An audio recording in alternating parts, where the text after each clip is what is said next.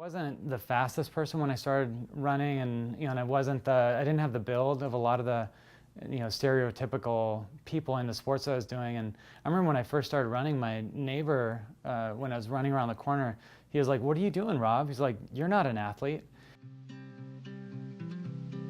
And I remember thinking that, and in my heart I was like, I am too an athlete.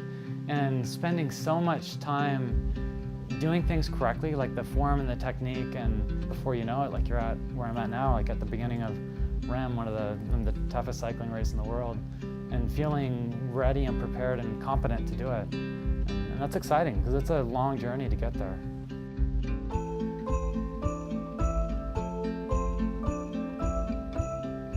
I think that's my biggest competitive advantage, is this deep well of strength and fortitude, and my ability to connect with the community and reach out to people that are extremely highly competent, and that building that trust with them. And part of the hardest thing actually training for RAM this year was doing so much of the riding solo. And because I'm not a solo rider, I don't do a lot on my own. So a lot of the ultra sports for me is building that community and building that bond with people.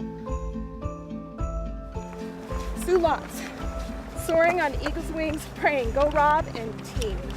God is with you, Lots, L-O-T-Z, of support at home. And another big part of it is it's hard to talk about what I do without talking about my faith.